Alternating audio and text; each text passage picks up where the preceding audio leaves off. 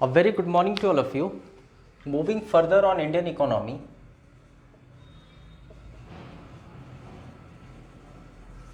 आज हम लोग बात करने वाले हैं federal finance in India.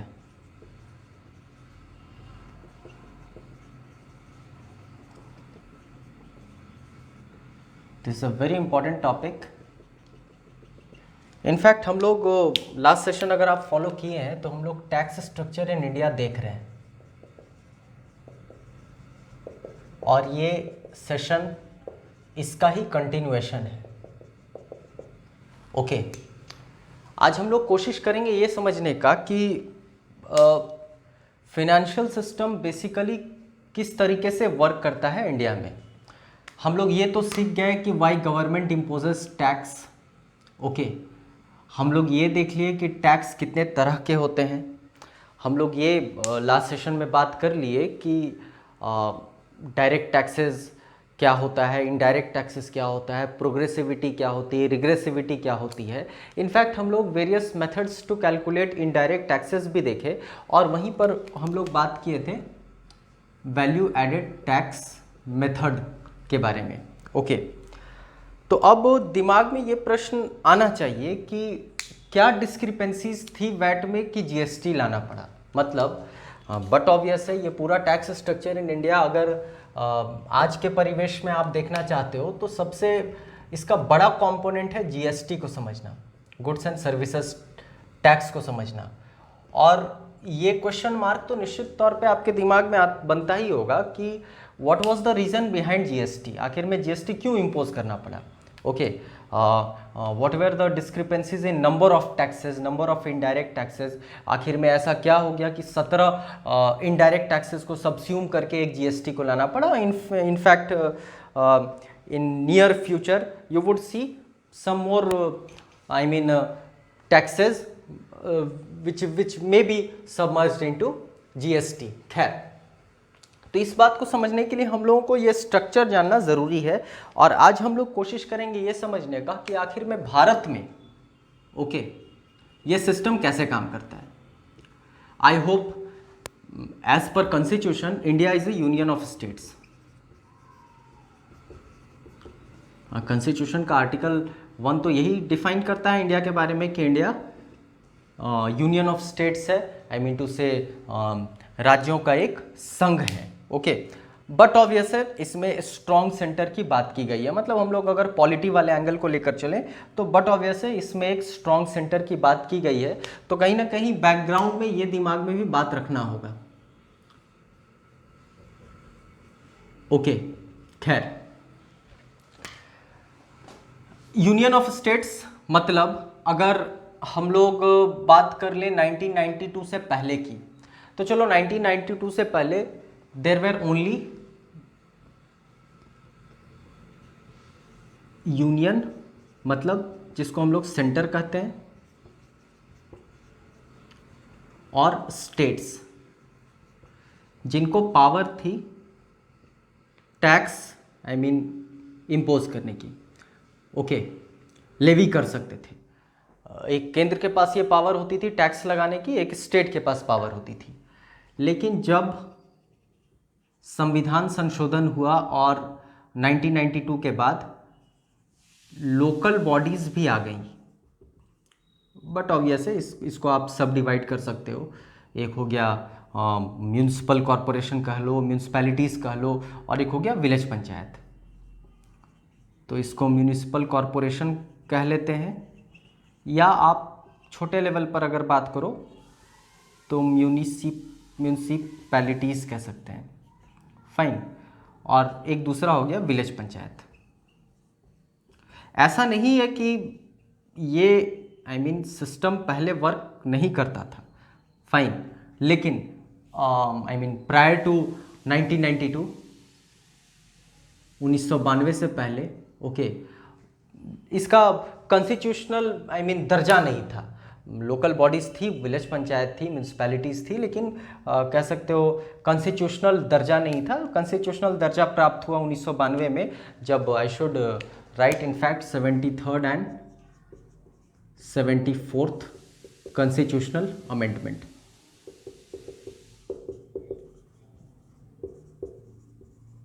Okay, खैर मतलब आज अगर हम लोग बात करें तो we have 3 bodies which can levy tax, लेकिन मोर और लेस हम लोग सेंटर और स्टेट को ही कंसिडर करके चलते हैं, क्योंकि बहुत ज़्यादा आई मीन टू से आफ्टर कॉन्स्टिट्यूशनल अमेंडमेंट भी आपके लोकल बॉडीज़ को बहुत ज़्यादा ऑथराइज नहीं किया गया है टैक्स कलेक्शन के लिए। उसके लिए एक पूरा फिर मशीनरी है जो स्टेट किस तरीके से पैसा ट्रांसफ़र करता है लोकल बॉडीज़ को, ताकि वो अपना एडमिनिस्टर कर सके।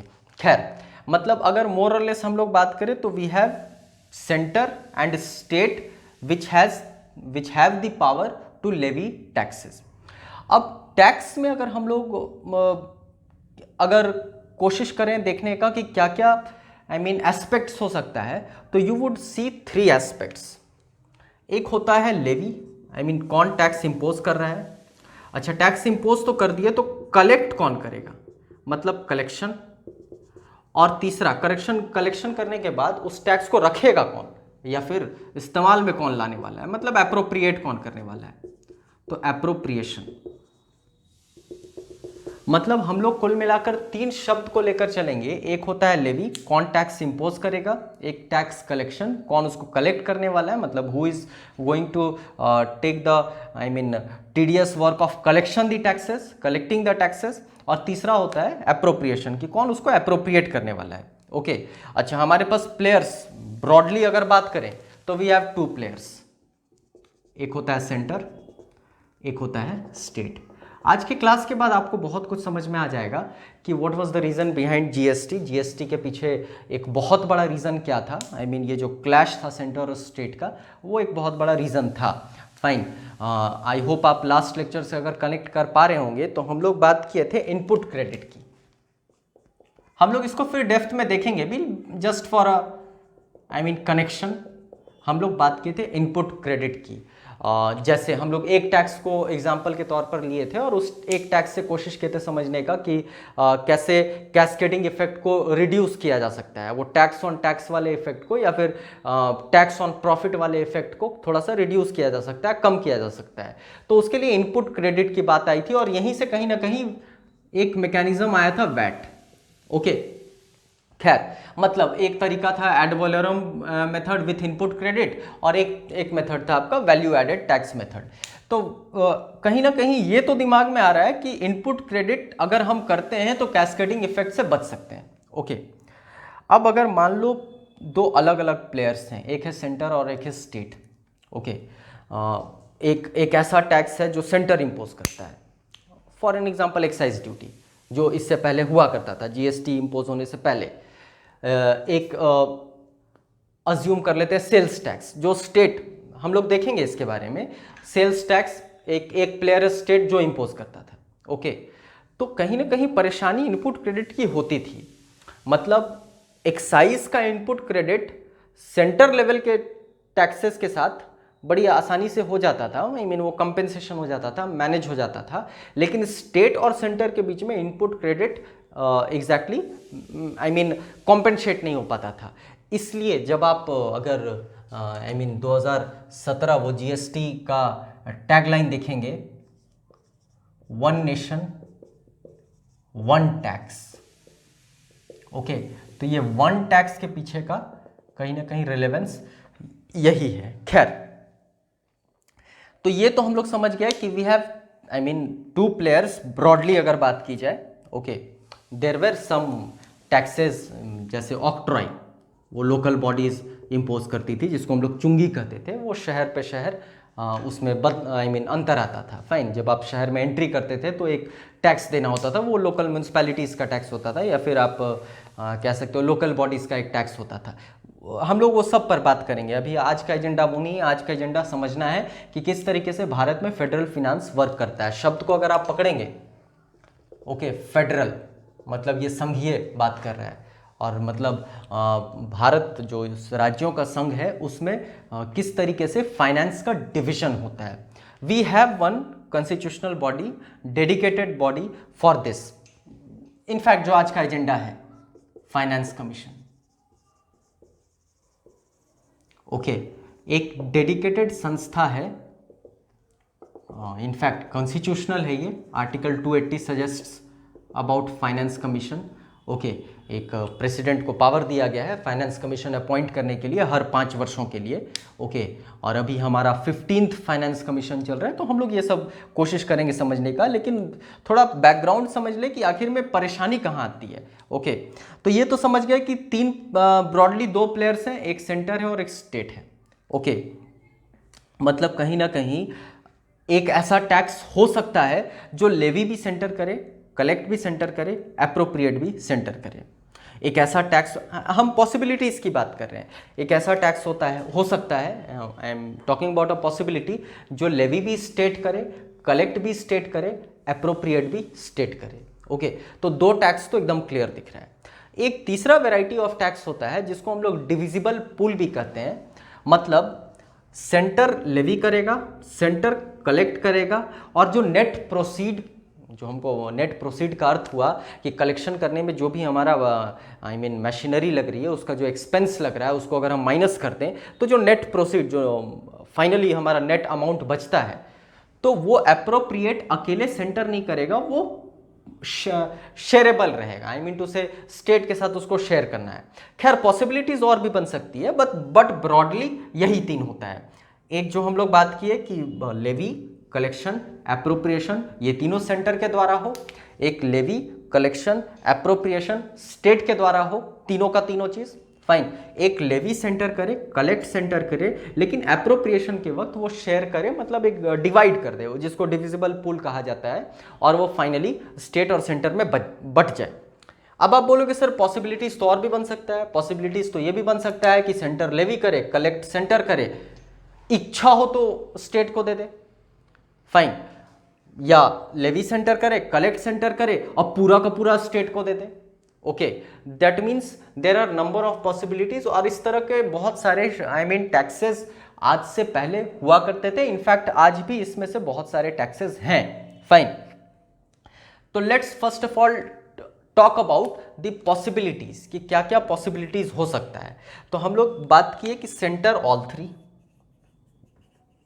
ये ऑल 3 आई होप आप समझ पा रहे होंगे। एक हम लोग बात किए स्टेट ऑल 3, ये ऑल 3 का मतलब हुआ levy, collect and appropriate.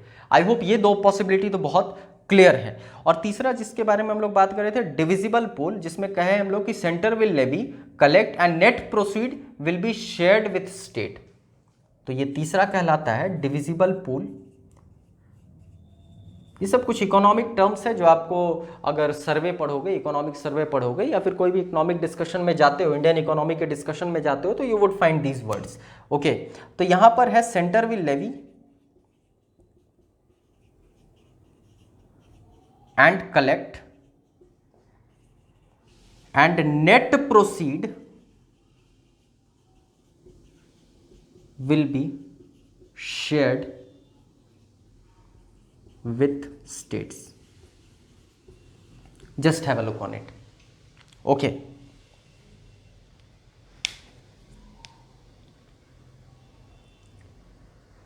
Fine.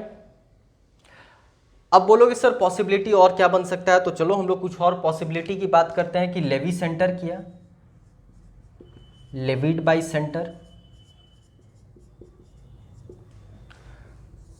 But collected by state, ये भी तो एक हो सकता है, एंड एप्रोप्रिएटेड या retained by state, fine. Levied by centre,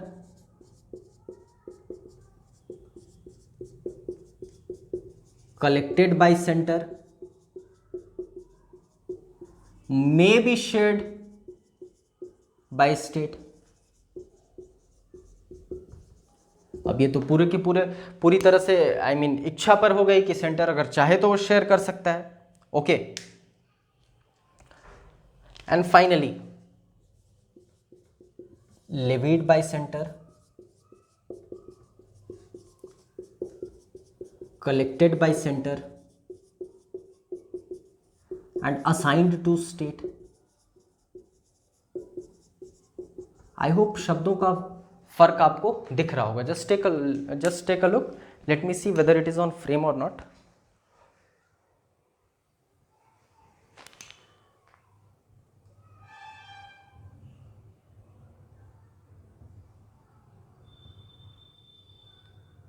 okay fine. तो मतलब इतनी पॉसिबिलिटीज हो सकती है। फाइन।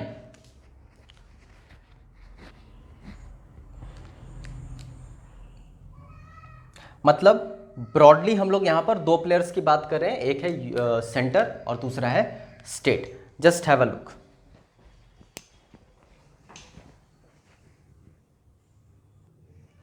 फाइन। अब पूरा का पूरा ऑर्गेनाइजेशनल स्ट्रक्चर है टैक्स कलेक्ट करने को लेकर। फाइन। जैसे लास्ट सेशन में हम लोग बात किए थे कि ब्रॉडली दो तरह का टैक्स होता है, डायरेक्ट टैक्स और इनडायरेक्ट टैक्स। ओके। तो डायरेक्ट टैक्स का सारा collection, we have one organisation CBDT इसको कहते हैं, जिसको कहते हैं I mean central board of direct taxes. Fine. CBDT collects, this is Central Board of Direct Taxes. Indirect taxes collect करने के लिए CBIC,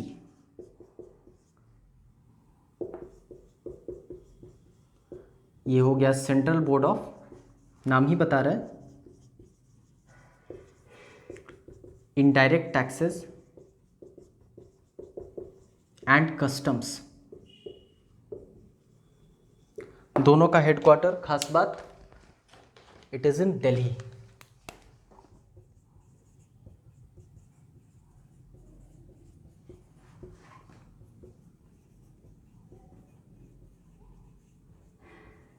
ओके। आपसे एक करंट का यहाँ पर सवाल भी बनता है कि I mean who is the head of CBDT या फिर who is the head of CBIC। तो ये थोड़ा सा डायनेमिक है, आप टाइम टू टाइम इसको अपडेट करते रहना। CBDT के लिए it is PC Modi and finally for CBIC it's Ajit Kumar.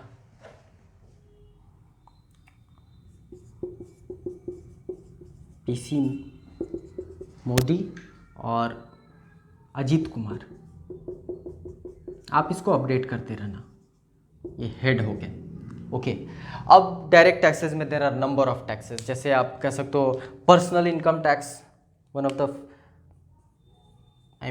Most common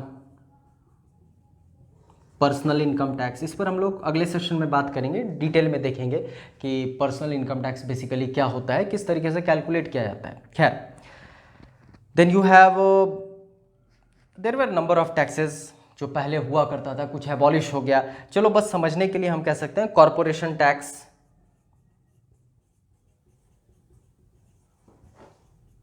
okay, gift tax, wealth tax, fringe benefit tax,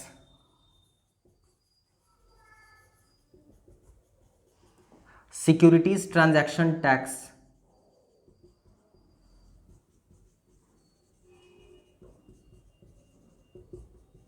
okay. There were number of taxes. In fact आज भी बहुत सारे टैक्सेस हैं। Okay.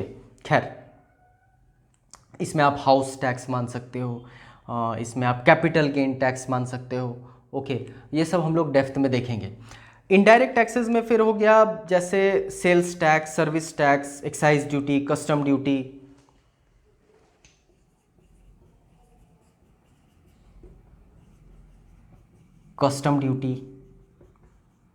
excise duty, then you have entertainment tax,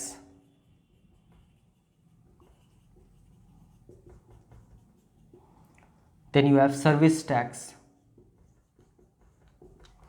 अब इसमें यही कुछ taxes को सबस्यूम करके बना दिया गया GST। तो हम लोग कहेंगे आज इनडायरेक्ट टैक्सेस में we have goods and service tax. Okay, ध्यान रहे custom duty is not a part of GST. Okay, उस पर हम लोग पूरा एक डेडिकेटेड सेशन देंगे कि आखिर में क्या रीज़न है कि कस्टम ड्यूटी को आई मीन आपके गुड्स एंड सर्विस टैक्स के दायरे से बाहर रखा गया है। फाइन, तो ये तो हम लोग समझ गए कि कलेक्शन कैसे होता है, एक ऑर्गेनाइजेशनल स्ट्रक्चर है जिस तरीके से कलेक्शन होता है। हम लोग ये भी समझ गए कि कहीं ना कहीं we have centre and state जो टैक्स को आई मीन कलेक्ट करता है या लेवी करता है या फिर अप्रोप्रिएट करता है। तो कॉन्स्टिट्यूशन प्रोवाइड करता है एक मैकेनिज्म फाइनेंस कमीशन का कि जो भी कलेक्शन टैक्सेस का हो, ओके, तो ये फाइनेंस कमीशन जो आर्टिकल 280 के तहत आई मीन जिसको कॉन्स्टिट्यूशनल एंगल मिलता है, फाइन, दर्जा प्राप्त है, तो वो बेसिकली होता है कि किस तरीके से टैक्स का डिस्ट्रीब्यूशन हो, आई मीन जहाँ भी डिस्ट्रीब्यूशन की बात की जाए तो किस तरीके से डिस्ट्रीब्यूशन हो, आई मीन टू से सेंटर के बीच में और स्टेट के बीच में। आज वी हैव ऑल टैक्सेस, जितने भी टैक्सेस होते हैं वो सब शेयरेबल हैं, वो सब डिविजिबल पूल का हिस्सा कहलाते हैं। फाइन, तो अब फाइनेंस कमीशन बेसिकली ये बतलाएगा, इनफैक्ट यू कैन से कि ये क्राइटेरिया सेट करेगा कि किस तरीके से डिस्ट्रीब्यूशन होना चाहिए, vertical sharing as well as horizontal sharing होनी चाहिए। तो फाइनेंस कमीशन का अगर आपसे पूछा जाए कि what is the basic function, तो ये शेयरिंग के बारे में बात करता है। ओके, कि टैक्स का जो आपने कलेक्शन किया है उसको किस तरीके से शेयर करोगे। फाइन, अब इसमें भी आप अगर कॉन्स्टिट्यूशन देखोगे तो you would find there was one article 270 which talked about income tax, कि किस तरीके से उसका शेयर होना चाहिए।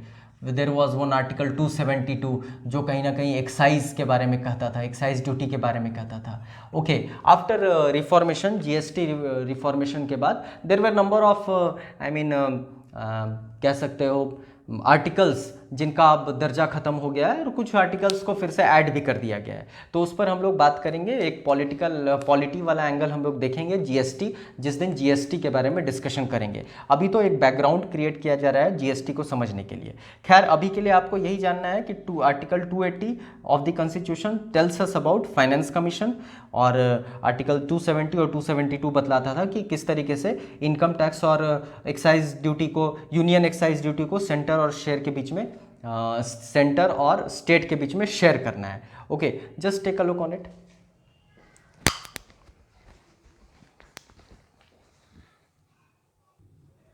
ओके, फाइन, तो अब हम लोग कोशिश करेंगे कुछ समझने का फाइनेंस कमीशन के बारे में। फाइन,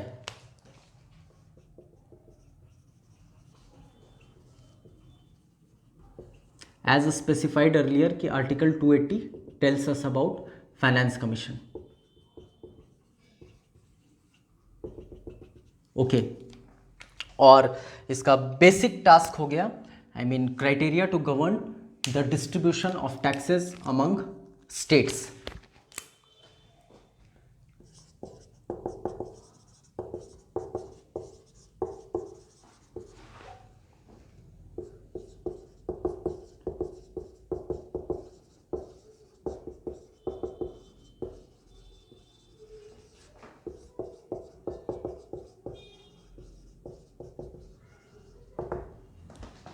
आई होप आप समझ पा रहे हैं, criteria to govern distribution of taxes among centre and states. दूसरा फंक्शन या task, criteria to govern distribution of taxes among states, और तीसरा criteria for grant in add. तो ये 3 टास्क बेसिकली फाइनेंस कमीशन का होता है। ये पहले टास्क को कोशिश करोगे आप समझने का, तो ये कहलाता है वर्टिकल डिस्ट्रीब्यूशन।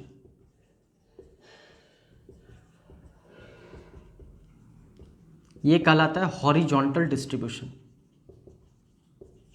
लॉजिकल है, nothing to worry about. It is the criteria to govern distribution of taxes among centre and states. मतलब अगर 100 रुपया कलेक्शन हुआ, मान लो ये टैक्स का कलेक्शन है,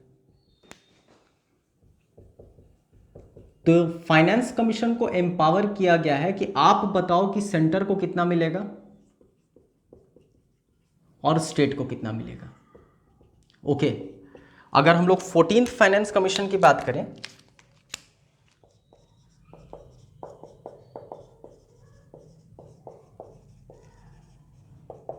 जिसके चेयरमैन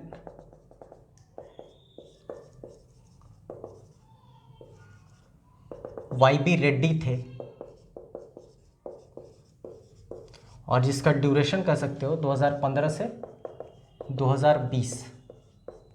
ओके, तो 14th फाइनेंस कमीशन 2015 से 2020 तक का कार्यकाल था, हर 5 वर्ष के लिए होता है। ओके, और YB रेड्डी को उसका चेयरमैन अपॉइंट किया गया था, प्रेसिडेंट के द्वारा।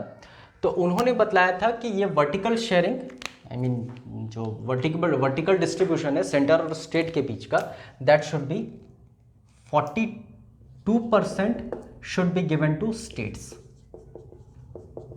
आई होप आप ये वर्टिकल का मतलब समझ पा रहे होंगे कि ऊपर 100 रुपये आया तो आप नीचे स्टेट को 42 रुपये ट्रांसफ़र कर दो। आई होप जो क्लास के शुरुआत में हम लोग बात किए थे कि ये चीज़ दिमाग में रखना है कि we have a constitution which tells us about strong centre. अब उसके पीछे नंबर ऑफ रीजंस है। जब कॉन्स्टिट्यूशन डेवलप किया जा रहा था तो आई होप उस वक्त भारत की डाइवर्सिटीज़ इतनी अधिक थी और जो जस्ट भारत ने फेस किया था पार्टीशन, तो ये सब आपके दिमाग में आ सकता है कि why we have strong centre, क्योंकि जस्ट हम लोग फेस किए थे partition. Okay,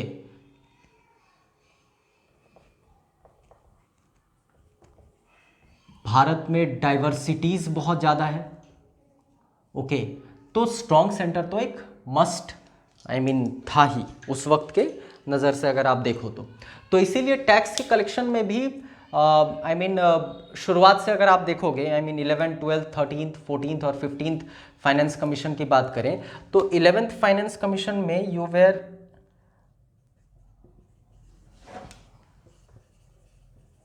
11th finance commission में आप देखोगे महज I should write it was 29.5%। 12th finance commission में थोड़ा बढ़ाया गया था, it was 30.5%। I should in fact it was 30.5। तो 13th फाइनेंस कमीशन में थोड़ा सा बढ़ा था, वो 32% हो गया था।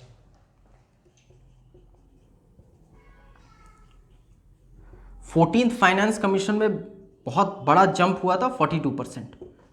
ये 42%, आई होप रिलेट कर पा रहे हैं आप। ये वर्टिकल शेयरिंग की बात हो रही है। और 15th फाइनेंस कमीशन में जो हम लोग 15th फाइनेंस कमीशन की बात करने वाले हैं,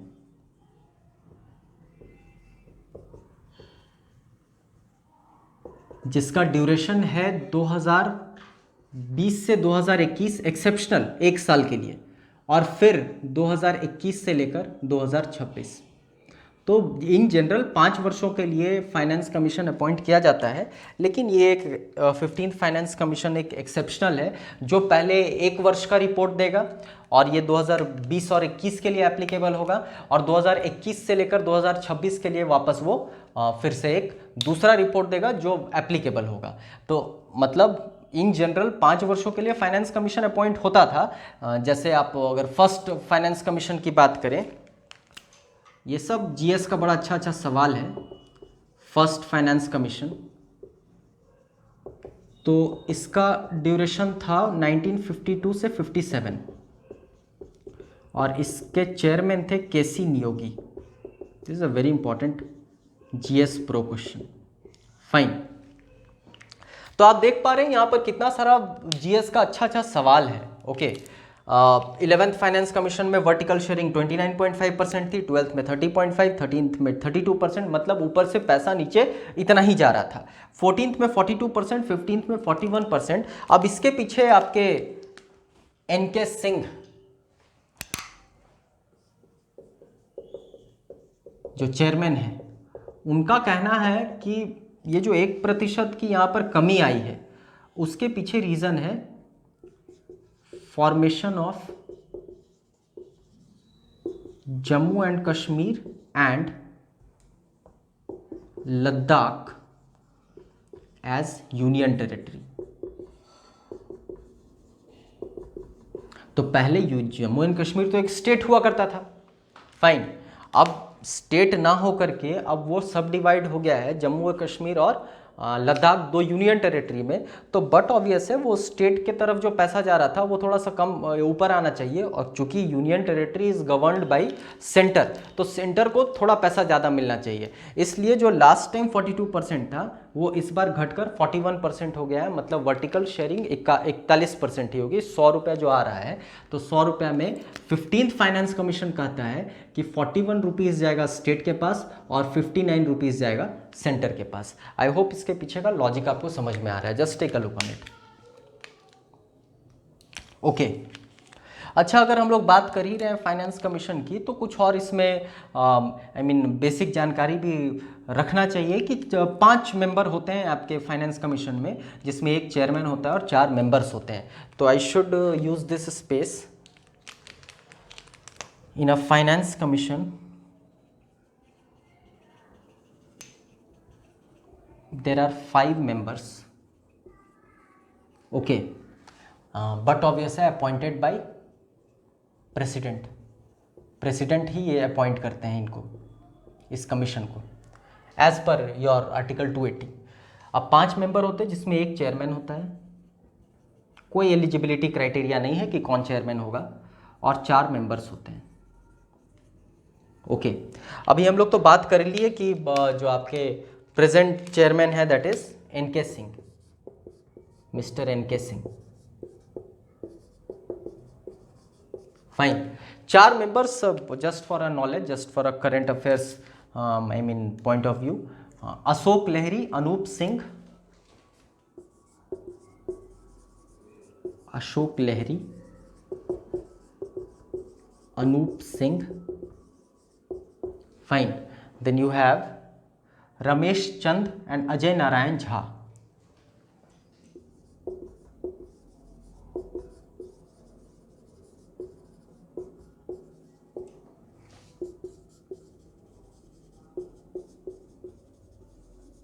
Just take a look.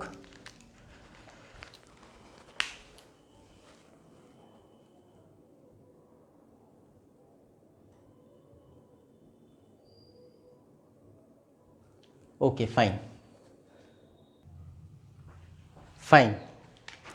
तो वर्टिकल शेयरिंग तो हम लोग समझ गए, और किस तरीके से ट्रेंड बदलता रहा है। लास्ट अगर 5 फाइनेंस कमीशंस की बात करें या 20 से 25 वर्षों की बात करें। अब दूसरा काम इसका होता है two criteria to govern distribution of taxes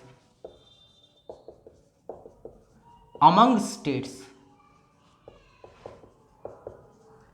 इसको कहते हैं हॉरिजॉन्टल शेयरिंग।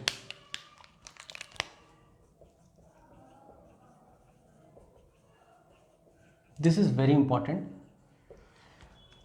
आई होप आप ये तो समझ गए कि 100 रुपया अगर आता है टैक्स का कलेक्शन, तो 59 जाएगा सेंटर के पास और 41 जाएगा स्टेट के पास। बट ऑब्वियस है, I am talking about 15th finance commission. Okay, अब ये 41 रुपया यूनियन ऑफ स्टेट है भारत, तो ये स्टेट्स में किस तरीके से डिवाइड होगा, तो वो भी काम फाइनेंस कमीशन का ही है। तो फाइनेंस कमीशन हमेशा जब जैसे जैसे अलग अलग फाइनेंस कमीशन कंस्टिट्यूट होता है, तो वो एक फॉर्मूला डिसाइड करता है कि किस तरीके से स्टेट का शेयर होना चाहिए। अब वो उसमें कुछ पैरामीटर्स रखता है।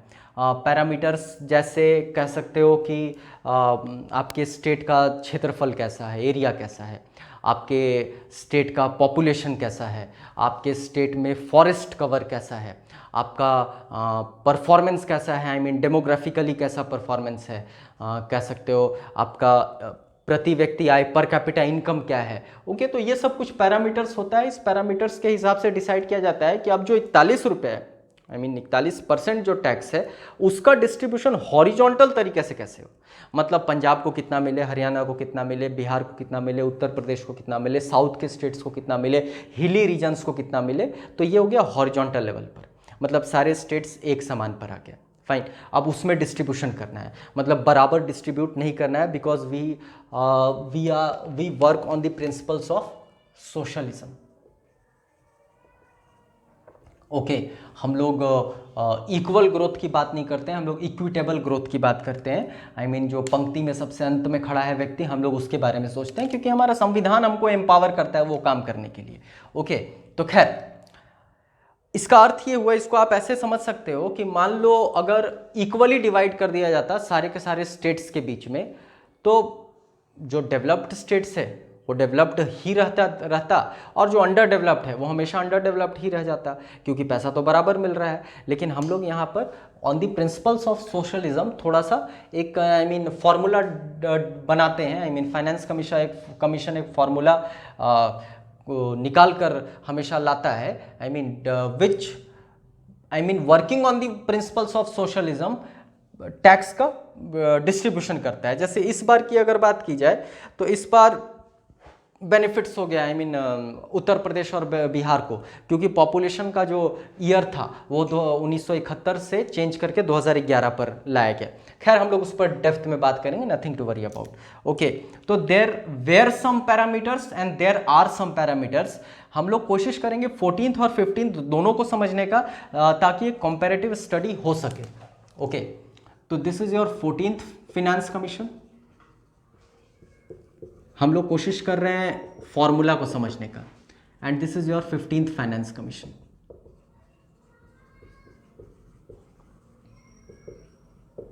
ओके,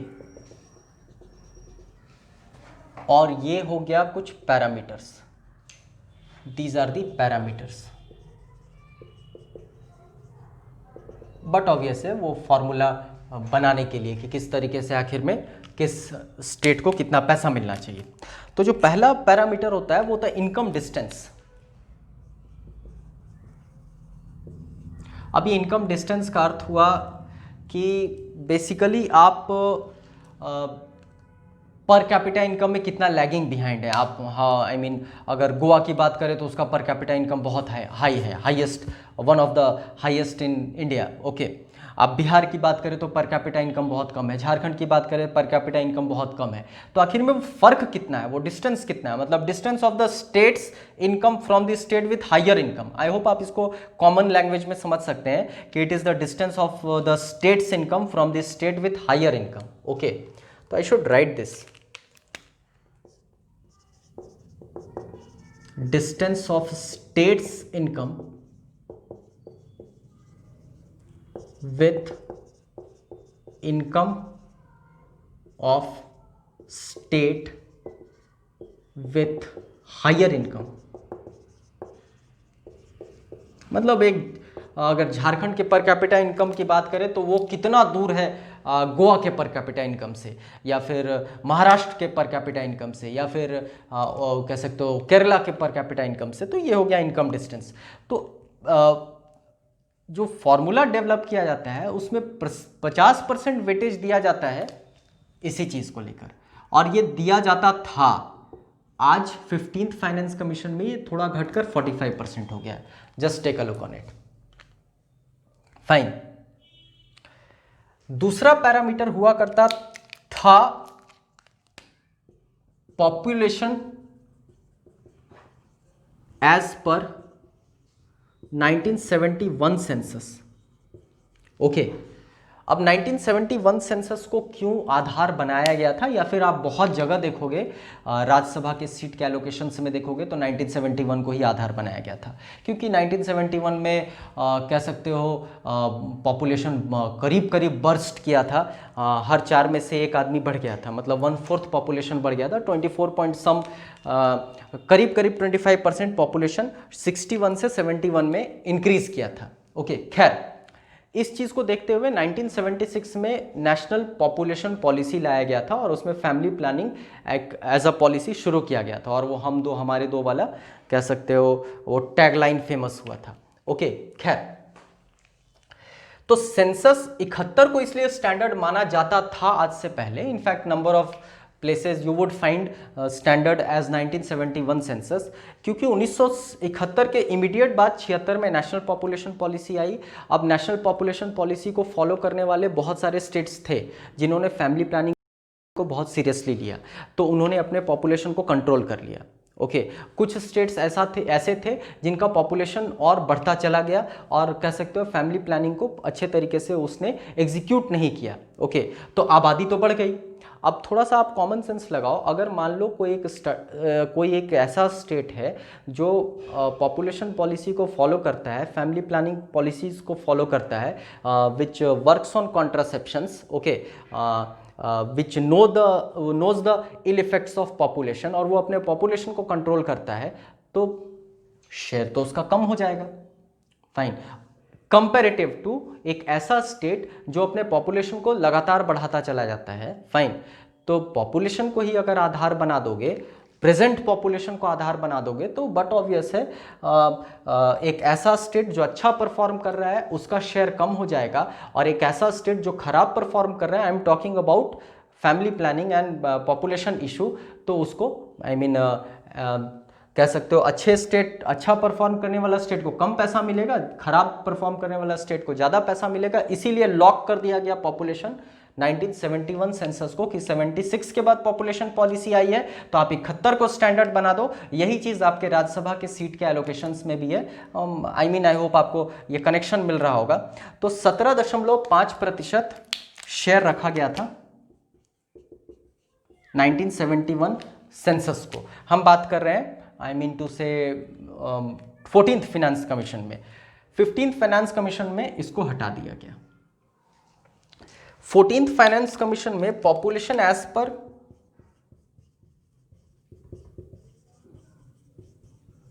2011 सेंसस 2011 को भी कहीं ना कहीं वेटेज दिया गया था, और इसका वैल्यू था 10%। ओके, जिसको बढ़ाकर 15th में 15% कर दिया गया। ओके खैर, तो अब बोलोगे 1971 वाले सेंसस को हटा दिया गया, तो क्या कुछ नया एडिशन हुआ है 15th फाइनेंस कमीशन में? तो यू हैव डेमोग्राफिक परफॉर्मेंस, ये नया एडिशन है। तो I should make a star mark, this is only for 15th finance commission, demographic performance. I hope आपको ये लिंक समझ में आ रहा होगा कि अब 2011 वाले पर अगर आप वेटेज बढ़ा दे रहे हो, तो बट ऑब्वियस है पॉपुलेशन जिस स्टेट का बढ़ गया उसको ज़्यादा पैसा मिलेगा, तो साथ में टैग कर दिया गया डेमोग्राफिक परफॉर्मेंस को। तो ये तो 14th फाइनेंस कमीशन में था ही नहीं, not applicable. Okay, 15th finance commission में इसको 12.5% का वेटेज दिया गया है। Okay, just take a look on it. Demographic performance का मतलब हुआ कि states with a lower fertility rate will be scored higher on this criteria. Okay, I hope, I think I should write this, I think I should write this, state with okay lower fertility rate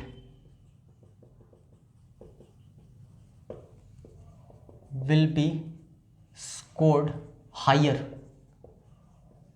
मतलब यहाँ inverse relation चलेगा कि अगर आपकी fertility rate कम है, हम लोग demography पर एक पूरा सेशन देखे हैं, आप प्लेलिस्ट में एक बार चेक कर लेना, डेमोग्राफी पे हम लोग बहुत बात किए हैं।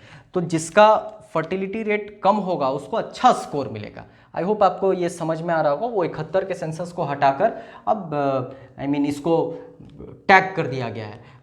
ओवरऑल वेटेज अगर आप देखोगे तो it was 27.5% and it is 27.5%।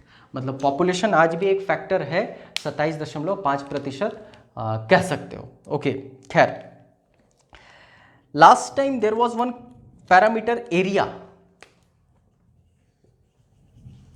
15%, बिना कुछ चेंजेस लाए इस बार भी 15% इसमें है।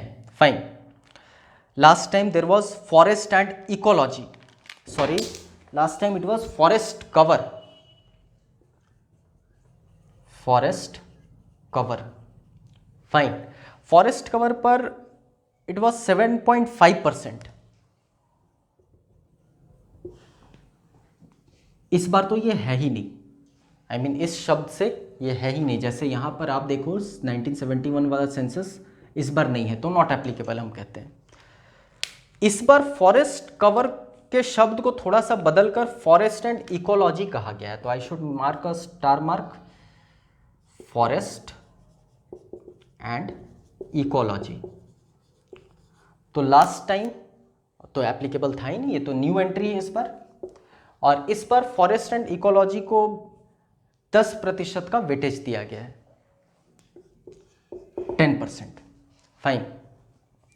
And finally a very important thing, हमेशा से फाइनेंस कमीशन ये कहता आया है, इनफैक्ट वैट लगाने के पीछे और जीएसटी के पीछे भी फाइनेंस कमीशन का रिकमेंडेशन में ये बात रहता था कि स्टेट अच्छे तरीके से अपने टैक्स आई मीन गवर्नेंस अच्छे तरीके से निर्वहन नहीं कर पा रहा है, मतलब कह सकते हो दे आर नॉट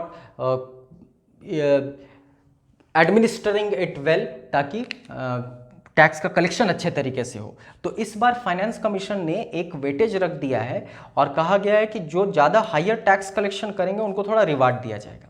ओके, तो इस बार न्यू एंट्री एक और आई है टैक्स एफर्ट की। टैक्स एफर्ट पहले तो ये था ही नहीं, इस बार 2.5% आपको वेटेज दिया जा रहा है टैक्स एफर्ट पर, मतलब reward must be given to states with higher tax collection efficiency.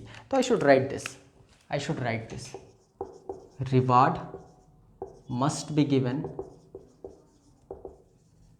To states with higher tax collection efficiency. ध्यान रहे, I am not talking about higher tax collection, हम एफिशिएंसी की बात कर रहे हैं। मतलब ये अगर आप हायर टैक्स कलेक्शन, तो बट ऑब्वियस है जो रिच स्टेट है उसका टैक्स कलेक्शन ज़्यादा होगा। एफिशिएंसी की बात हो रही है कि मतलब एज कंपेयर्ड अगर आपका टैक्स कलेक्शन अच्छा है तो आपको रिवॉर्ड मिलना चाहिए। ओके, तो these are some of the I mean parameters जिसके हिसाब से डिसाइड किया जाता है। Let me see whether it is on frame और not. Okay, very good, fine. तो यू वुड सी अगर कैलकुलेट किया जाए इसको 50, 67.5, 77.5 and 85 and 15, it counts to be 100। मतलब आप इस तरीके से अपना फॉर्मूला डिसाइड करोगे। और यहाँ पर 15 फाइनेंस कमीशन में बात करें 25 और 10 35, 35 और 15 50, और इधर हो गया आपका 50 45 50 16, और फाइनली कैलकुलेट कर लोगे तो 100%। Okay, just take a look on it, just have a look on it.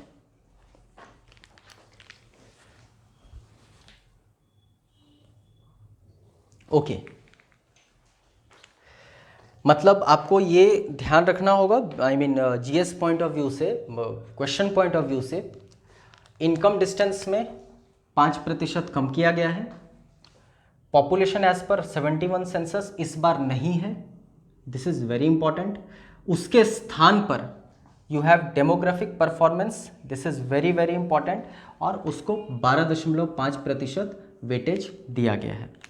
Okay, overall अगर हम लोग बात करें तो population as a factor last time भी 27.5% था, इस बार भी 27.5% है।